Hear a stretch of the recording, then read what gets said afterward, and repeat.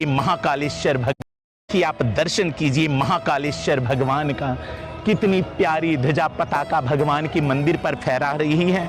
भगवान शंकर महाकालेश्वर रूप में प्रकट हुए, क्योंकि जो उज्जैन के राजा थे, राजा चंद्रसेन, वो भगवान शिव का नित्य आराधन करते थे।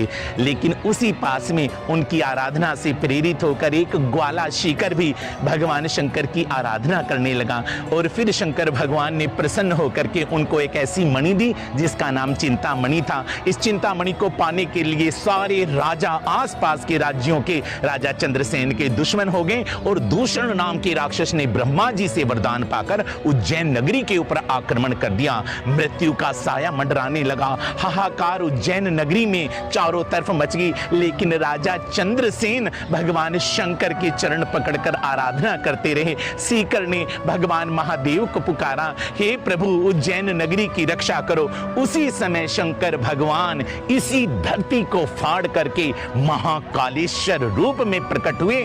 दूषण नाम के राक्षस और उसकी सेना का संहार करके उज्जैन नगरी की रक्षा की भगवान ने। राजा चंद्रसेन, समस्त भक्त समाज रोने लगा, हे प्रभु आने वाले भविष्य में भी इस उज्जैन की नगरी की रक्षा करना प्रभु, और इस उज्जैन की नगरी को अपना निवास बना लीजिए। उस समय भगवान महाकालेश्वर ने वरदान दिया, हे राजा चंद्रसेन, मैं तेरी तपस्या भक्ति निष्ठा से प्रसन्न हूं। हे भक्त शिखर, आज से ये उज्जैन नगरी मुझ महाकाल की नगरी होगी और मैं सदा सदा के लिए यहाँ वास करूंगा।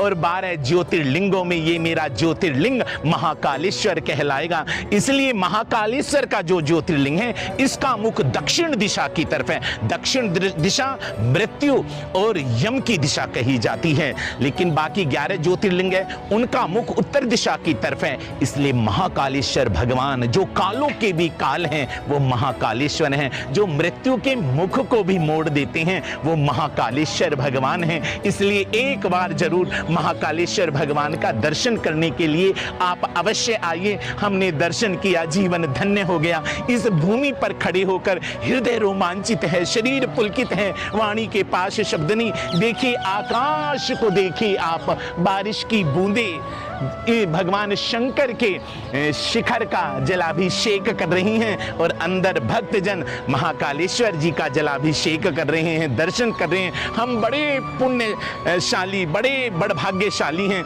जो महाकालेश्वर की इस नगरी में खड़े होकर आपको महाकाल भगवान की कथा सुना